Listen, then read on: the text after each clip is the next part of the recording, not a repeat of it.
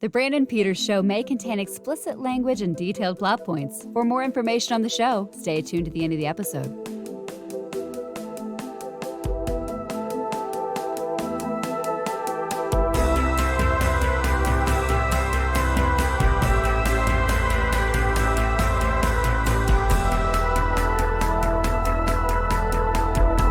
And now, here he is, Brandon.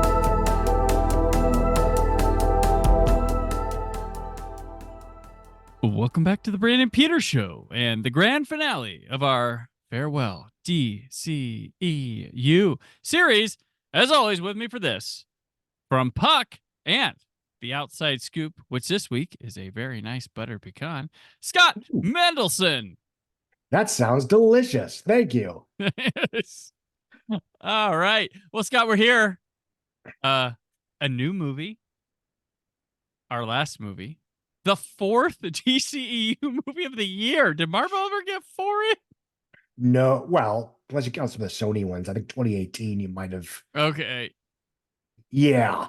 Because if you count Venom and All if you count Spider-Verse, that was 5. Okay. But no, I don't think, Disney never had 4 Marvel movies in a single year. And I don't think that helped. All right. I don't think that helped Marvel. I think, a lot of the whole, quote unquote Marvel fatigue, whatever you want to call it, is that, you lost 2020 because of COVID, understandably. You basically, they dumped 2 or 3 years worth of content, film and television all at once in 2021. Yeah. And I think there was a certain amount of overkill, but whatever, that's a different conversation. Strike while the iron is already hot. Yeah. All right. Well, here we are, Aquaman and the Lost Kingdom. I am Aquaman. I'm a warrior, a father, and a king of Atlantis. I'm gonna destroy Aquaman's kingdom. That's how we stop, little brother. Do not call me brother. Oh, excuse me, your highness. The king is here to stay. Bring it, boy. Bring the cameras, bring the knives, bring the hammers, bring the... You know how to ride one of these? Are you kidding? Come on! Directed by James Wan, written by David Leslie Johnson McGoldrick, on a story by James Wan, Johnson McGoldrick, and Jason Momoa, credited writer, and Thomas Sabet, starring Jason Momoa, Patrick Wilson, Yahya Abdul-Mateen II. Amber Heard is back! Woohoo! Nicole Kidman, Randall Park, Johnny Zhao, Tamura Morrison, Dolph Lundgren, and John Rhys-Davies, with Martin Short as Kingfish. Black Manta seeks revenge on Aquaman for his father's death. Just like last time. Wielding the Black Trident's power, he becomes a formidable foe. To defend Atlantis, Aquaman forges an alliance with his imprisoned brother. They must protect the kingdom. So, yes, this one is a, Black Manta was the sub-villain of the last one. He has graduated with supernatural assistance to the main villain. So Scott, let's start it off. Aquaman 2, we both were crossing our fingers, hoping. How were our fortunes met? Well, what did we all, I've said this a lot, and I know you guys have too. In a vacuum, in a world where superhero movies aren't the do and die of all pop culture, blah, blah, blah, blah, I felt Aquaman and the Lost Kingdom was a perfectly enjoyable 3-star IMAX-worthy matinee. Is it as good as the first one? Good God, no. Is it obvious that there was lots that got revised, rewritten, recut, removed? Probably, yeah. It's a 20 minutes shorter than its predecessor. That is in itself, although again, it's still over 2 hours with credits, so that's, it's not a super short movie. But it does feel like it hits a lot of the same notes as the first film in terms of Arthur reluctantly going on a quest with a member of Atlantean royalty to find a thing that will allow him to, defeat a tyrant that's about to come to power in a bad way and destroy the world. Obviously, there's a lot of Thor: The Dark World in terms of him teaming up with his evil brother, who was the villain in the last movie. That's a perfectly valid plot. That's the reason they do that a lot. You have the hero and the villain that teams up to take on somebody that's more dangerous than both, or that endangers them both. Um, Visually, I thought this film was delightful. It's clear that Juan had a lot of fun in terms of the locations and the monsters and the vehicles and the various sea creatures going against other sea creatures and giant battles. Having said that, I think the action feels different than the first film in a good way, and that variety is good. I think at its best, this feels the action feels like a very well staged platform video game, and I mean that as a compliment. There's lots of there's a couple extended set pieces in the second act where it feels like a Super Mario Brothers movie, but a good one. And it's clear that Juan is very good at this kind of pulpy, ampy but sincere, over the top, itch and sick type blockbuster that mixes fantasy and horror and a certain amount of melodrama that just it's a fun time at the movies. This is not as disciplined a picture as the first picture. It certainly doesn't feel as much what Juan really wanted to do. And I know that's speculation on my part, but if you go back and you read what years ago, it's like going to be a darker sequel that expands the world building and deals with lots of themes in terms of Atlantis coexisting with the surface world. And really, there's not much of that in this final picture. This film is basically a straight through romp with a bit of lip service given to the idea of, and are we talking spoilers at some point? Yeah, we will talk spoilers in a bit. Okay. Yeah. Because I do think how it ends is actually very interesting, but I'll wait for that later. I think this is more of a, just a Saturday matinee, I don't want to say Saturday morning cartoon. That's sort of a cliche when I talk about these movies, but to a certain extent, I mean, that's what they're supposed to be. Mm-hmm. And some of them are better than, again, in terms of the comic book superhero genre, is this as good as, say, Across the Spider-Verse or Black Panther or Shazam? No, absolutely not. But again, in a vacuum, when these films were, you bring your kids, you pay $10 a pop, you sit for 2 hours on an IMAX screen, and your kids' minds are blown. I think this one does the job. Yeah. But that's not enough in this current theatrical environment. No. And that is why it's not doing that well, along with a multitude of other reasons that are frankly unrelated to the movie itself. Right. I took the family to this one. And we all enjoyed it. We all had a good time. We were all like, "Oh, okay." They tend to enjoy Shazam this year. They enjoyed The Flash this year. They enjoyed Aquaman in this Aquaman movie, and it's not like they weren't like, "Oh, this is one of the greatest things ever." They just enjoyed it, and a lot of times they're like, "Well, it's better than Ant-Man." That's what they had to say about a lot of things. Yeah. But yeah, this just I mean, you're just gonna go have popcorn, and like, this is that movie you don't need to fear getting up to go to the restroom during, like, and that, I mean that as a compliment, because you can easily get yourself back in there. I totally, so I come into this not being like Aquaman 2. I kind of come into this more with like a new James Wan movie, and in that regard, I lost my mind when they show the submarine that Black Mance is on, and his entire crew of it, including Randall Park, are dressed in the spacesuits from Mario Bava's Planet of the Vampires. I lost it. I was like, "What is they down to the caps?" Yeah. Down to the cap, and I was like, "Holy crap! This is wonderful." Well, he had cited that film as an influence way back when. Yeah. Okay. I didn't read that. I did. Yeah. I didn't know that. So I was just like, he got this around somebody. That because there aren't like beautiful looking uniforms like you would see in a superhero movie nowadays. Yeah. And then there's a part where Randall Park's underwater. He takes a picture, and it's a Texas Chainsaw nod. Really, Yeah. like that little. I was just like, oh my gosh, she's having fun. That's what I liked about that. and he seems to be visually, especially with the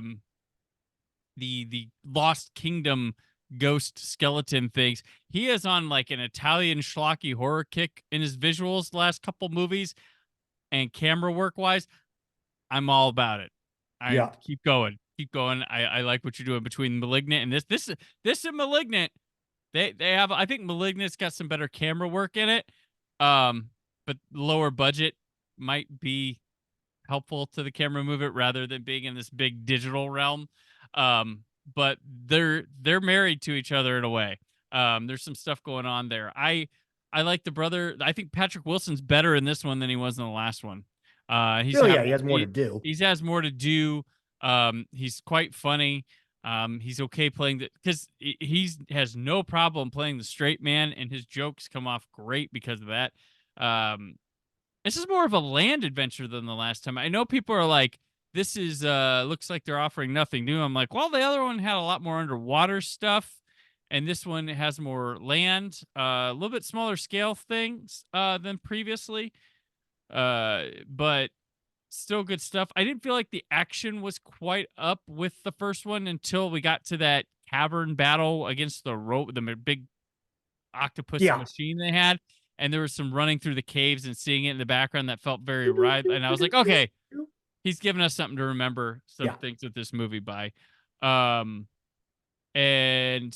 yeah, Amber Heard, far from cut from this movie, but I do feel like she's been edited down to the essentials. Like yeah, she's got, I mean, if you told me there was an expository scene or a dramatic scene or even an intimate scene Mhm. that didn't make the cut, I would absolutely believe you. Yeah. That being said, there is no point in this movie where I'm wondering, why is Mara not here? Right, Because any point where she should be there, she's there. She is there. Yeah. And I feel like she got more to do than Nicole Kidman. Yeah. Like, but Dolph Lundgren got a lot more to do this time. Yeah. So it was like, okay, that's fine. But yeah, the movie flies through. But I don't think anything suffers too much. Like there's some choppiness to it and a little bit like, here to here, we're here type thing, but it's fun enough. It has some look and feel differently, but it doesn't do anything too differently than the last one. It's kind of it's a complimentary film to the first one, more than it is a new direction from the first one, which. Yeah. And I will say, I mean, for whatever reason, they screened this for press in IMAX 3D. And with the caveat that I don't see a ton of 3D screenings these days. Okay. This was gorgeous 3D. Some of the best that I've seen in since Avatar. Well, non-Cameron, put that in a box.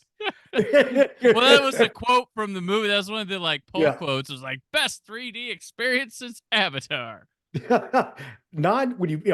some of the best non-Cameron 3D live action I've seen in a long time. Okay. Again, with the caveat that I did not see Guardians 3 in 3D. I did not see, I saw Jurassic World Dominion a second time in 3D because my son was curious and it's like, I'm never gonna have to do that again. You're right. Well, that cavern fight scene I thought I was talking about, like I imagined that look, the way it was shot, and I'm in a 2D screening. I'm like, that's probably banger in 3D. That probably feels like you're at a theme park ride 3D. Yeah. Like he seems to know how to use the camera quite well for it, rather than just and it's you're right. I don't take this so much as a new Aquaman movie, as so much as James Gunn gets drunk on the studio dime and goes nuts. Juan? And I think there. You mean? What did I say? Gunn. The next. You said the next guy. Yeah. Yes. Anyway, James Wan goes drunk on the studio dime and goes nuts. Which there's some of that here, and in some ways, no, because again, it's clear this is a film that has been tinkered with in some way or another, and I'm not sure to what extent how, because it's not like it ever mattered the extent to which it counted in the DC universe in terms of continuity. Or is Batman going to show up? Who gives a shit? Spoiler, there's no Batman cameo. So, yeah. If you care, you're the problem. So, yeah, there was reports. Well, there's pictures. There's all sorts of things that Keaton was in this film and Affleck was in this film, because there was different times with which it was going to be released, and a Batman scene was placed, which was probably a post-credit scene, if anything. Yeah. I mean, there's one minor spot where you could have theoretically seen Bruce Wayne pop up, but Yeah. otherwise, I don't know where he fits. Yeah. But if you have those scenes and you would like us to talk about them, when you send Batgirl to us, the Unseen Batgirl movie, you can tack on the Batman scenes as well, so we can see everything Michael Keaton has done in the DCEU and what Affleck's last stand as Batman. So yeah, we will make a special episode for Batgirl and cap this off properly. So make sure you throw those Batman scenes in with them. This has been my pitch for Batgirl once again. Once again, I will note, I mean, and this is going to be a slight spoiler, but I don't think it's spoiling. Well, we can get okay. At this point, if you have not watched Aquaman, which at this point has been out for about a week, about a week and a couple days, and we'll be on Max next week. No, pause it, skip ahead. We're gonna do some things after the movie, so just hit the 30, 30, 30, 30. But we're gonna move into spoiler territory, so it's free reign now on spoilers. Well, no, I mean, if you remember what a lot of the discourses prior to the film came out, there's no Batman cameo. It doesn't matter whether it connects to the DC universe or not. Nope. Amber Heard has not been cut out of the movie. And no, at no point does a baby get murdered, you fucking where the fuck did that happen? Do you understand how mass market blockbusters work? Yeah. Well, yeah, it's funny. My kids were at the end. We're talking about the baby stuff. That was crazy. And my mom's like, or my mom, their mom, my wife, was like, she's like, just so you know, they're like, you weren't worried about the baby, Mom? She's like, no, because when there's a baby, they don't kill baby, especially if it's PG-13 or under. They're not killing the baby. Just Fantastic Beast: The Crimes of Grindelwald, oddly enough. But yeah, I digress. As far as I know, the only one that like really killed a baby, a movie that killed a baby and surprised me, was Sleepy Hollow, or it was a kid. It wasn't a baby. Yeah, a baby, it was still but like a that's right. 10-year-old Michael, my son, he tells my daughter, he's like, yeah, I know that rule already. He's like, trust me, if Michael Myers isn't going to kill a baby sitting right in front of him, nobody. And you had dumb think pieces about that. Why didn't Michael Myers kill the baby? I don't know. Maybe because they want audiences to like the movie and come back and see it again. Yeah, maybe. Don't kill babies, or you can only. And I'm going to make a Homestar Runner reference here. If you remember that site, you can only throw baby. You cannot kill baby. Anyway, unless you're the director's cut of Troy, then you can kill babies. Oh, okay. You can say a baby killed in another time off screen and beyond cares, but the focus baby. The Huntsman Winter's War, I think they very subtly freeze a baby to death. Oh, okay. It's a major plot point. Oh, wait! We get to know. Mother! Oh, yeah. Yep. But I always took the baby as like a metaphor. So, is it a real baby?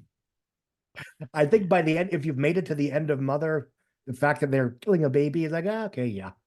I have to do an episode of that because I have fascinating. I love that movie. I have a fascinating take on that. I know it's like a fucking like Jesus, Mary, whatever's supposed to be or whatever, but I have a take on that where it is the lifespan of a pop culture superstar, and fair. That's how it played to me when I watched it the first time. I was like, this could be somebody's rise to ultimate stardom and what people do and fandom and stuff like that. But that's Mother. This is Aquaman. This has been baby killing talk. 2023 to end the year or to begin the year. We are in the new year. So how much of the discourse, again, most of this was in the perpetually online. Yeah. In a sane world, it would be irrelevant. Yep. And I'd like to think it still was. Mm-hmm. But when you have low-key marketing campaigns and they're not like blanketing the world with like magazine profiles and talk show interviews and what have you, and I think that's one of the issues that the Marvels had, is this is the shit that becomes the media narrative. No, and there's nothing else to counter it. And your premiere is just the Marvels or Aquaman. This is what comes up on your Google search. Yeah. Well, and when your premiere is just sending the star and director out to the local AMC on opening night. Yeah. Hey, James Wan, you made us billions of dollars. set us up good with things. Did a lot of great work for us at our studio. Can you just you share a cab with Momoa and go meet some people in the lobby for the first screening of your public screening of your new movie? Send us the Thanks. receipt or not. Yeah. Thanks for the memories. Like, have fun at Universal. It just there's a thing also, like, just it's just not showing confidence in the film. Oh yeah, And I mean, yeah, they clearly understood, and to be fair, they're correct, that Wonka was their big, year-end picture. And it's weird that they had three. I mean, they've got the top three movies at the box office right now, for better or Right. worse. And The Color Purple is doing very well on a reasonable budget. I mean, it didn't cost 200 and whatever to make.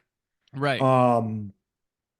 But this just goes to the notion that DC, Warner Brothers needs to really take stock of how the last decade of trying to build a DC universe has done very real harm to their image and their relationships with talent, and basically their media narratives in every other space of their company.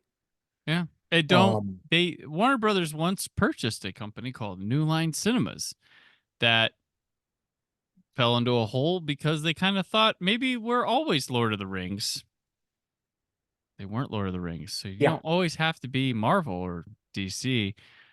You have other, And the irony is, in a skewed bonkers bananas kind of way, the fact that Warner Brothers can make a hit off films like Wonka and Color Purple and The Meg 2 and Barbie means that they kind of won the superhero wars against Disney, because Disney now is entirely reliant on Marvel movies. They are, with the exception of a couple of Fox IP, Avatar, maybe Planet of the Apes, et cetera.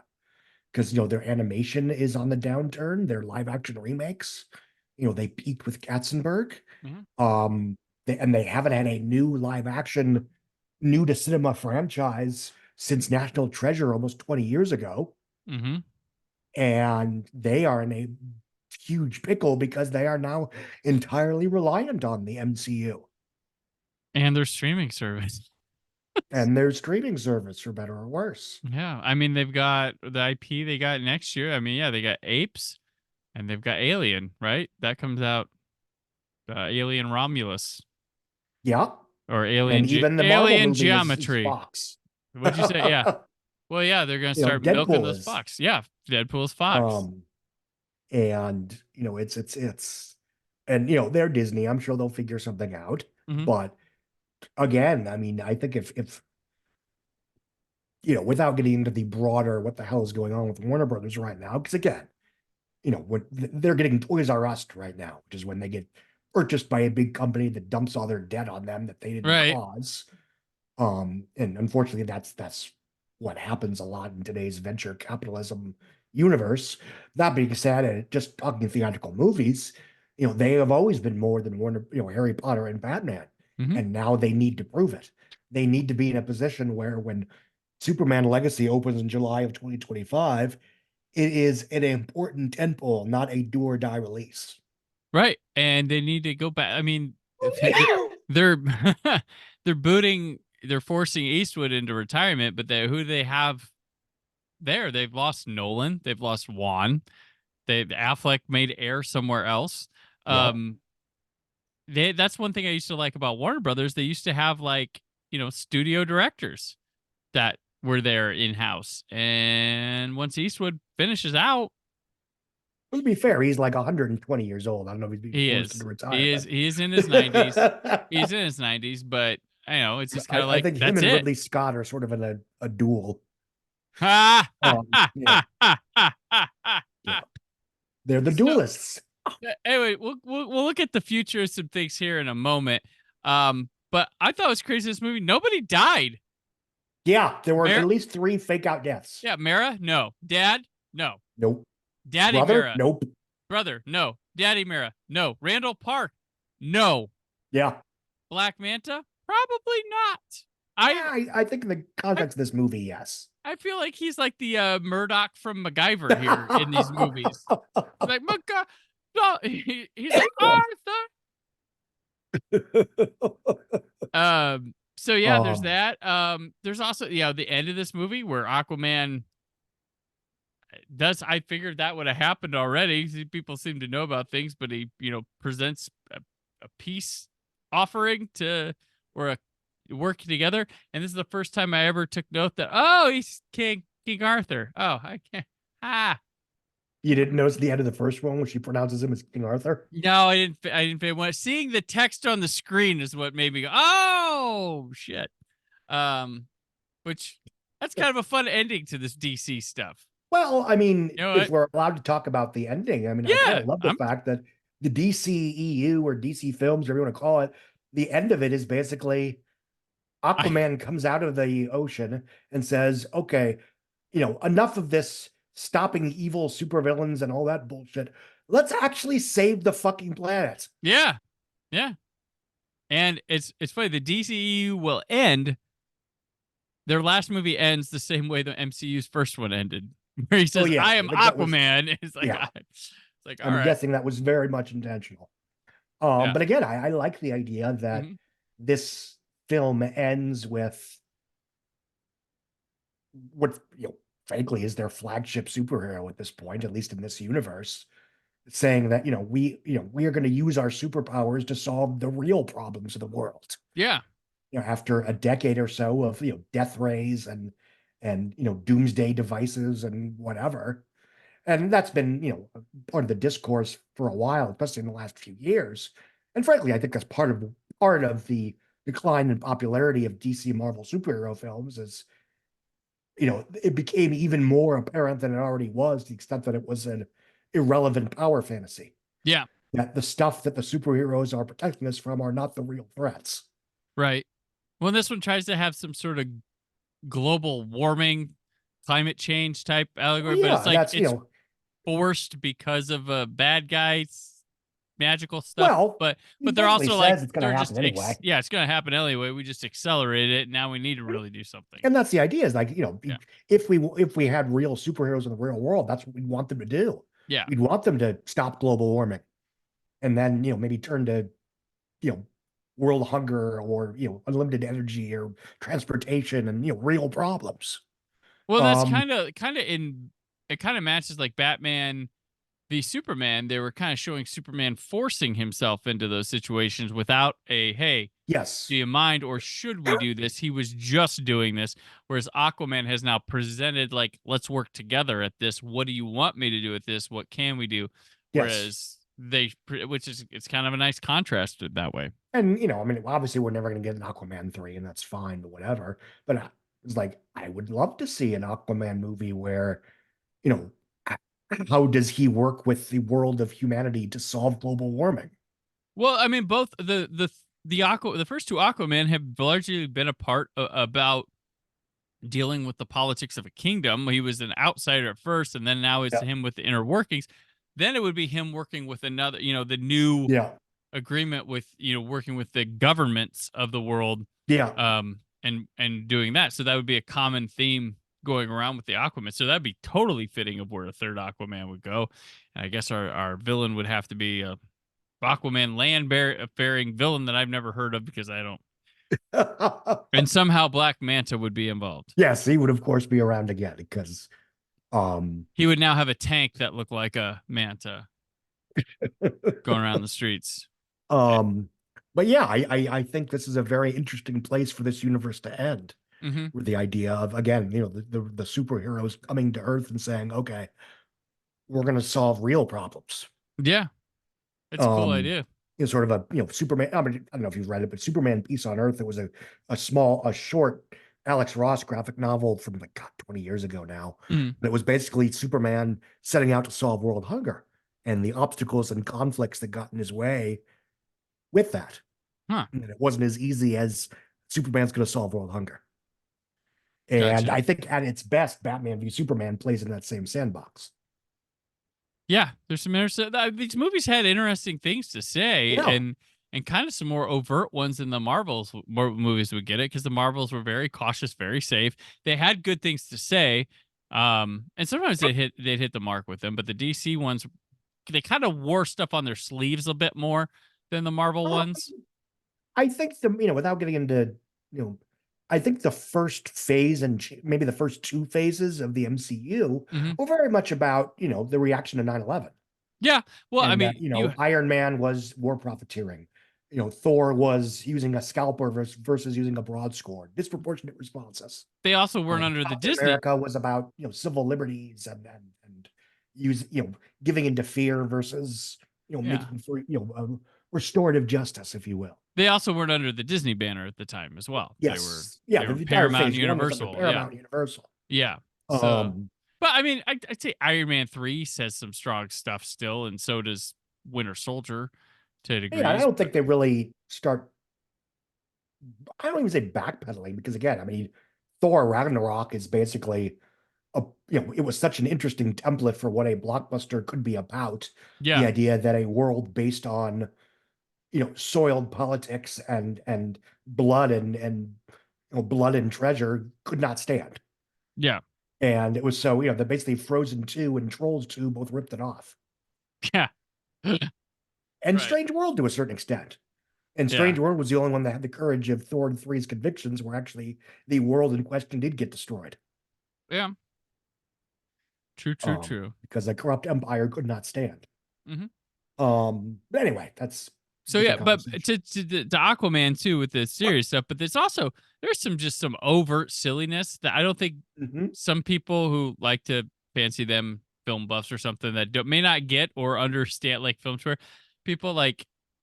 I don't think they realize James Wan's totally aware of what he's doing with like the ridiculousness of the Black Manta sub, the bar scene. What Martin Short I didn't know was in this movie.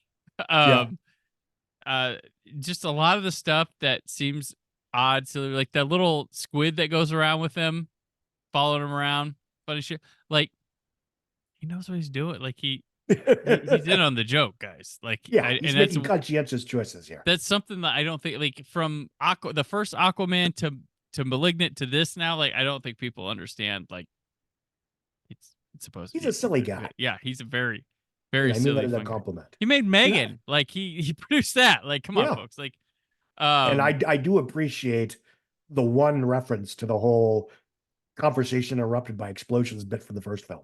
Yes. And it happens at exactly the right time because you've completely forgotten that you were waiting for that.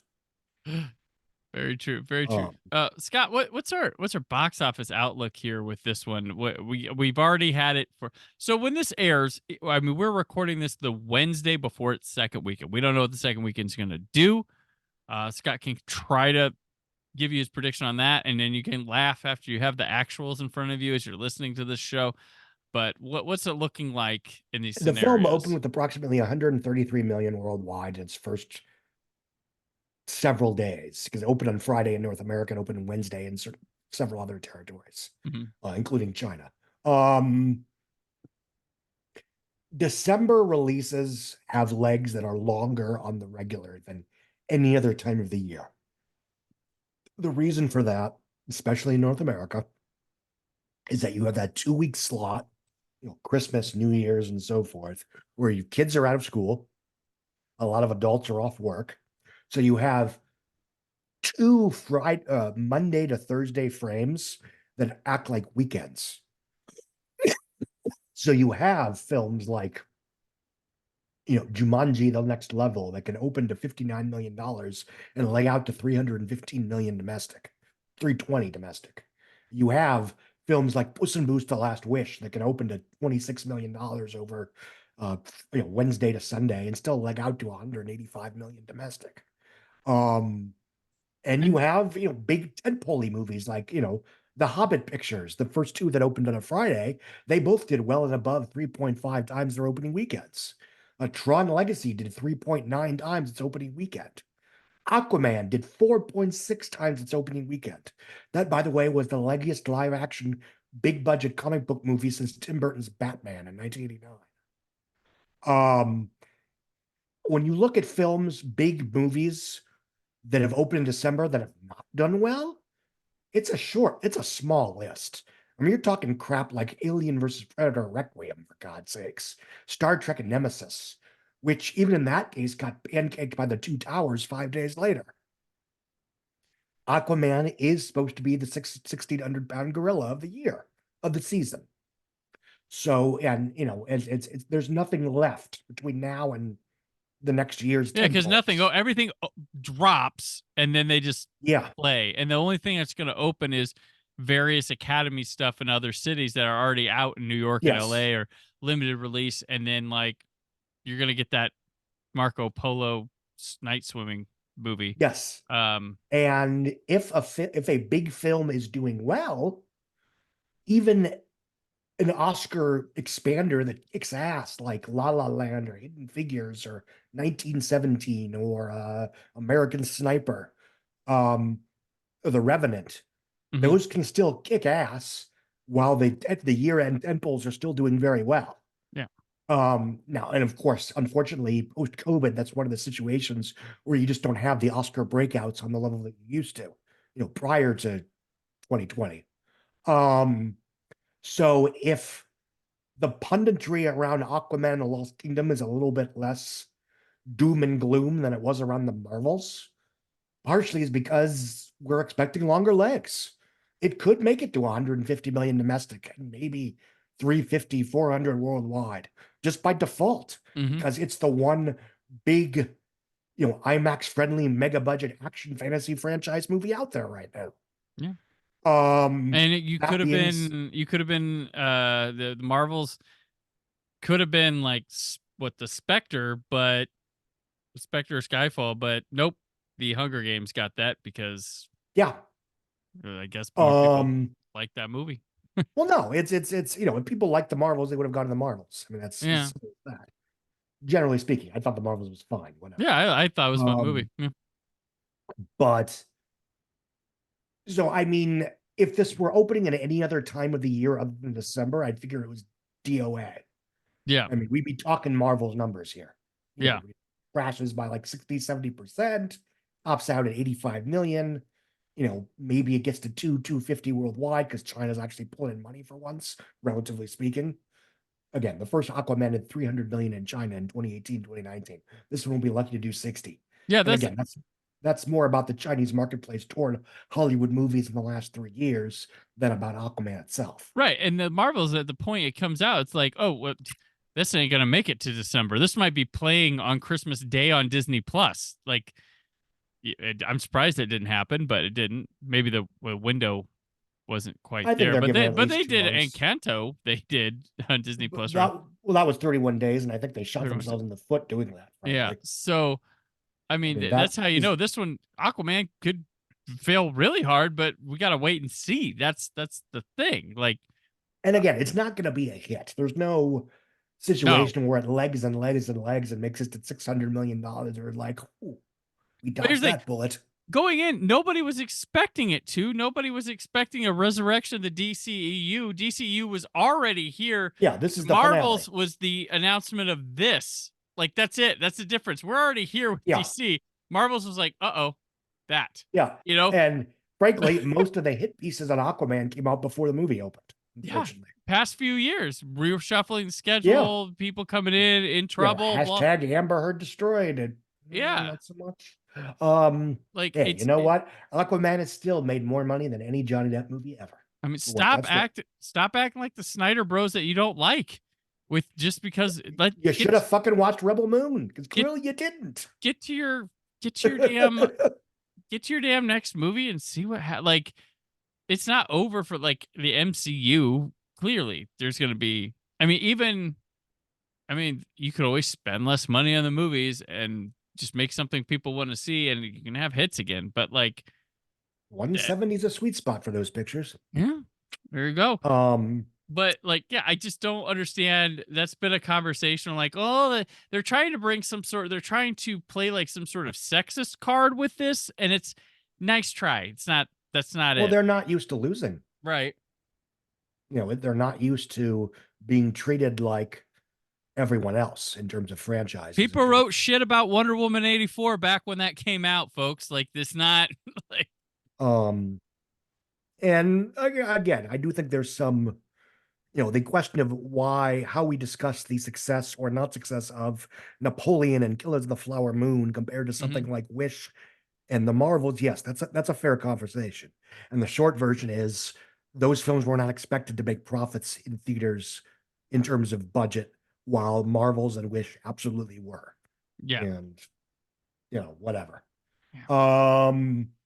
But yeah, I mean, I don't know. I mean, I think Aquaman and the Lost Kingdom sticks around just long enough to get to around 140, and then it certainly probably gets around 300 worldwide. Does it get to 400? I don't know. The Meg did. I mean, it only cost 130, so that was actually a hit. Yeah. But Yeah. there's just nothing else out there on this scale that's going to fill the specific need Right. for until Dune, really. Yeah. And I mean, it could be like a really cheap Suicide Squad, because you remember that movie opened pretty big, dropped, but then it lingered. Well, that one made $745 million. But the cheap version of I'm gonna fail, but I'm not gonna fail that bad, that type of thing. So we might see a big drop. It's gonna do what the Suicide Squad would have done in non-COVID times. There we go. Fair enough. Okay, so before we look forward, let's look back. Scott, what are your top 5 DCEU movies that we have gone over now that we have completed the run? The top 4 are pretty much in almost random order, but Shazam, Wonder Woman, Aquaman, Birds of Prey, and the 5th, I guess, Batman v Superman Ultimate Edition. Okay. But for me, it's the top 4 and then everything else. Gotcha. Although there's a lot of 3-star pictures in the middle there, but whatever. Yeah. So my top 5, I have Shazam, I have Birds of Prey, I have Wonder Woman, I have Aquaman, and then at number 5, I have Scott Mendelson's Zack Snyder's Justice League. We stopped the movie when the Superman 6. S comes out. That's when I stopped the movie. Yeah. But yeah, and then right after that was the Suicide Squad was right after that for me. But I think the last time I did these, this was 2021, right after the Suicide Squad came out. I think it was the Suicide Squad and then Zack Snyder's Justice League. But I mean, gotcha. I guess the top 6 are pretty much whatever. Yeah, movie I didn't mind, Wonder Woman 84. I mean, I really did like that. In terms of just solid 3-star pictures, Wonder Woman 84, Aquaman, Lost Kingdom, Lost Kingdom, Shazam, Fury of the Gods, Blue Beetle. Yeah, they're fine films. So what was your very bottom film? Suicide Squad. I have to say mine too, but I flirted with maybe Black Adam. I just am so the movie bores me, but I'd be like, you know what? That's actually a complete motion picture. So there we go. Okay. Top 3 superheroes, which I just mean characters that came out of this era. I guess by default, I'd have to say Wonder Woman, Aquaman, and either Superman or Shazam. Because I think Superman in these films are interesting. It's, I had I Wonder Woman, Harley Quinn, and it was hard between Aquaman and Shazam. Yeah. That's who I know. I like the Harley Quinn. 2 of the movies I like a lot with her in it. So I guess I still think of her as a villain, even though that's why I said heroes. Oh, okay. So I meant characters that they brought to life here. And what could have been the Flash, you never know. If he wasn't such a shithead, maybe something. But the best villain. Jesse Eisenberg's Lex Luthor in Batman v Superman. I think he is delightful. I think it's an interesting, nuanced, thoughtful characterization. I love listening to him pontificate. I like his dialogue. I like his rambling. I think he's an interesting contrast to Henry Cavill's Superman. And I think it's an underrated portion of a movie that only works as well partially because of him. Gotcha. I have the critics. They were the real villain. No, just kidding. My number 1 was Ewan McGregor as Black Mask. Let's see if we can go that route. Dwayne Johnson. No, Ewan McGregor as Black Mask. I did have Eisenberg as Luthor in my 2 spot, and I also would have meant I like Mark Strong. But justice for Joe Manganiello, who only appeared in a post-credit scene. What could have been as Deathstroke. So, okay, now that we've done that, what do you want or hope for from these DC movies going forward with their refresh? I want no more than 2 of these a year. One expensive, one cheap. And Mhm. if you don't have one cheap, you just do one a year. I want a grimdark detective chimp movie. There you go. Bring There. Sandberg back. He'd actually have fun with that if he wants to Oh, he do it. would. He would. Yeah. And otherwise, I mean, I'm 43 years. I'll be 45 when the movie comes out. At some point, I need to let this stuff go. Yeah. Just, whatever. I got, again, we got a DC universe that lasted for 10 years. It was a bumpy road. Excuse me. Excuse me. Recovering from a flu my son gave me. Yeah. But yeah, I mean, we got a DC universe and it was awkward, it was messy, it was very up and down, and there were moments of brilliance and fortune and glory, and there were other points of utter despair and failure. And again, for me, the most frustrating thing is that I think there's been a lot of retroactive relitigation in terms of the Zack Snyder era from people that either forgot or don't care about how much they disliked those movies Mm-hmm. when they first came out, and that there was a reason that, the theatrical cut of Justice League did, came out the way it was, that it wasn't because of the mean, evil studio executives. And the fact that I think, again, and I will say this until I'm blue in the face, the Walter Hamada era was successful. Yep. And it was on the right track until COVID came along, which then led to the return of the Snyder fan base, and then an emphasis on HBO Max, which led them to put Wonder Woman 84 on HBO Max, which kneecapped that what otherwise would have been a smash hit. And it, the narrative behind DC never recovered from that. Mm-hmm. And that, and obviously it's, not the worst thing to come out of COVID for obvious reasons. That being said, I genuinely think in a non-COVID world, we'd still be, coasting along in a relatively successful DC universe under the Hamada verse. Yeah. And that would be fine. Yeah. My wish won't come true with this for going forward. I don't want a universe. I don't. I want more of the Batmans, Jokers, not exactly specifically those movies or whatever, but the novelty of mixing characters like this is gone, way gone. Yeah. It's not special. I don't care. It barely felt fresh and cool when DC did it. Like Batman and Superman met in a movie, and I was just like, cool. It wasn't like big, and I don't care that. Oh, they didn't build it up like they should, but they built it up fine, but it just didn't feel like.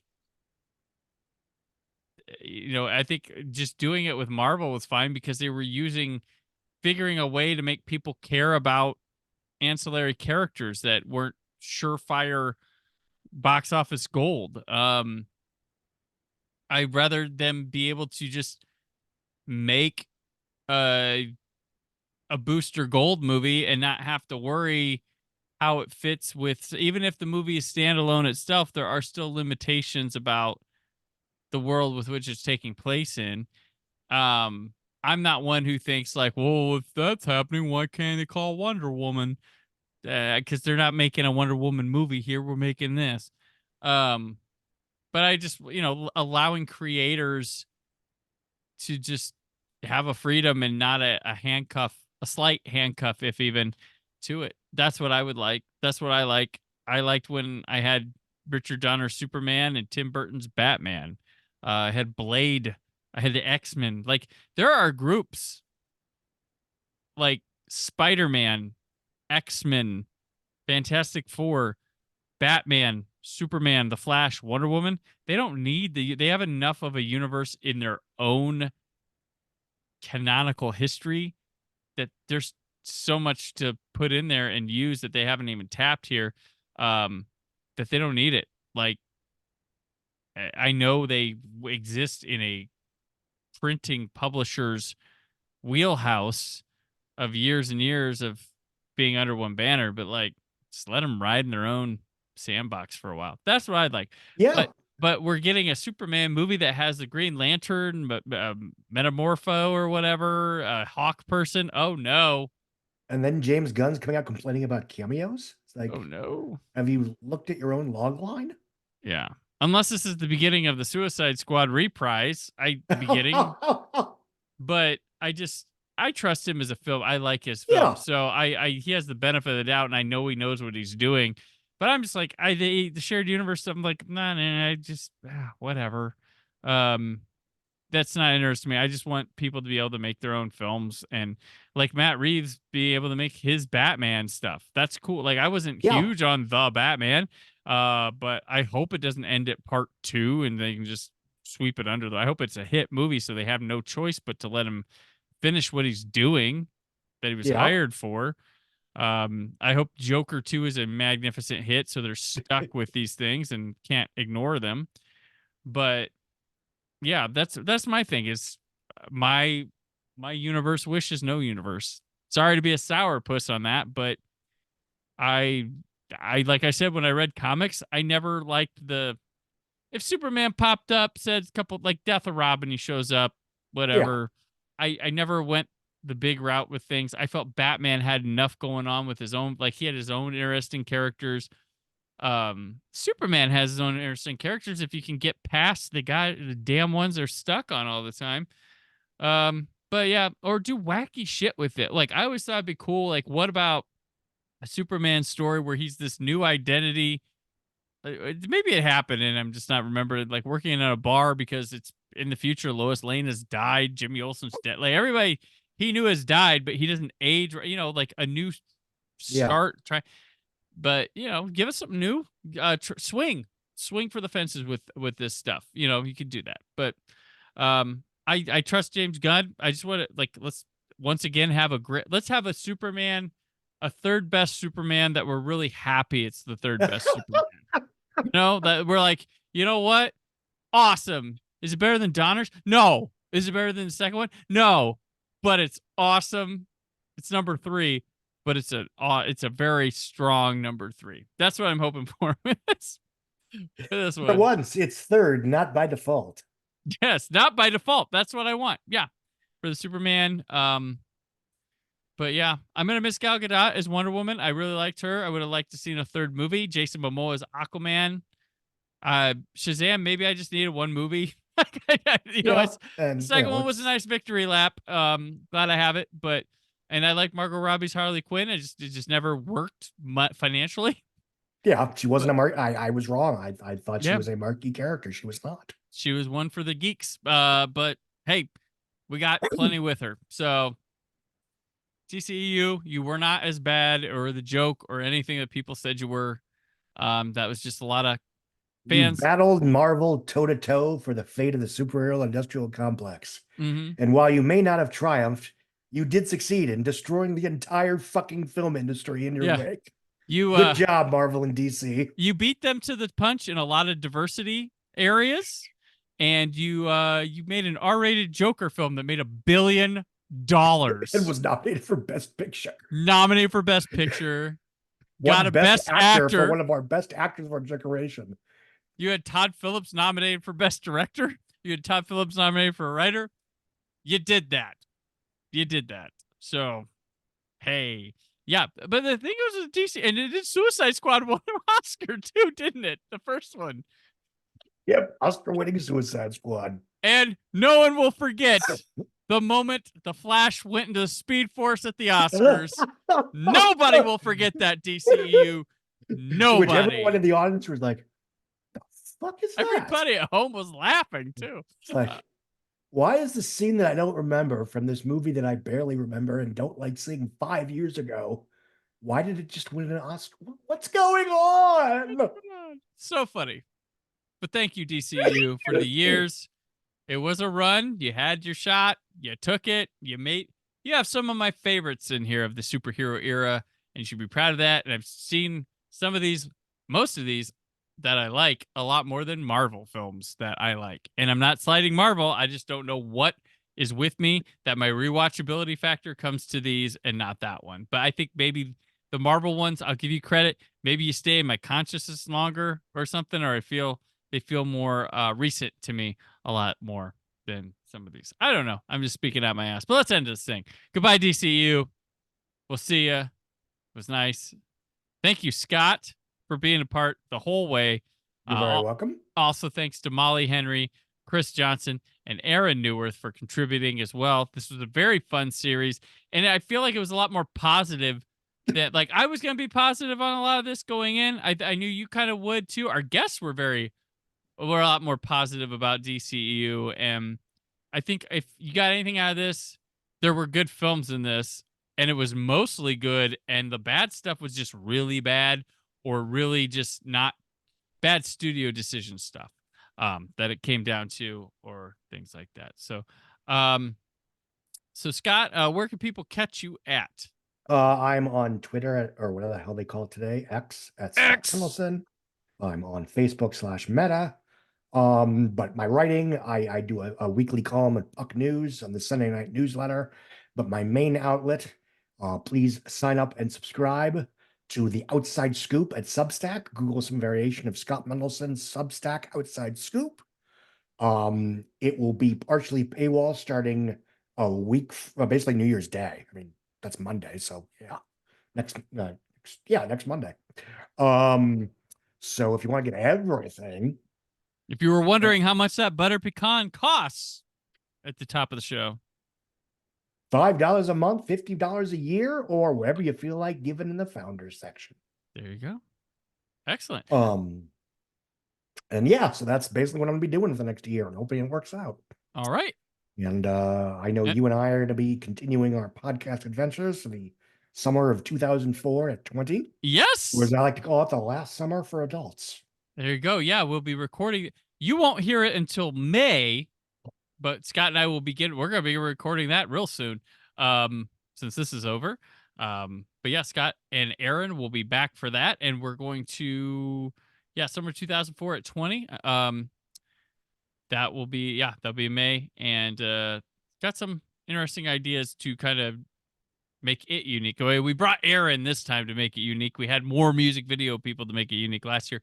So I've got some ideas to work on 2004. So we'll see.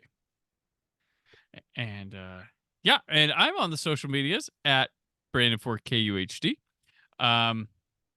Thinking about maybe 2024. Maybe I sign up for Letterboxd. Maybe I sign up for TikTok. If you want me there, let me know. I don't have Wife's Blue anymore, so I have time for other things, looking through other avenues. You can find all things PopCon at popcon.us. The live podcast stage sign up for Indianapolis is up and running now, so sign up to be a part of the live podcast stage. It's a lot of fun. And next week, Chris Johnson, he is back, and we're doing a top 10 films of 2023. So don't miss that. Over on the YouTube channel, I'll also have my top 4Ks and Blu-rays of 2023. I will not be doing a podcast for that because that's kind of visual. And so check out for when they post. Okay. All right. Have a good one. Thank you for checking out. Farewell, DCEU. This retrospective was fun. And always remember, stay film positive.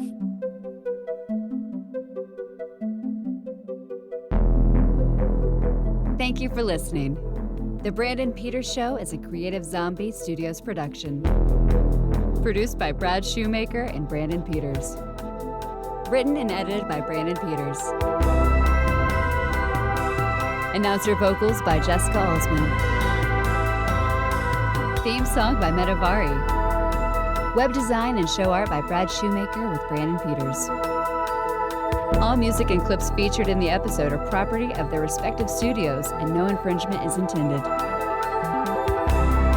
Additional information on this and other episodes at BrandonPetersShow.com. For any inquiries, press opportunities, or sponsorship, contact mail at BrandonPetersShow.com. The show is available on Apple Music, Spotify, or anywhere podcasts are found.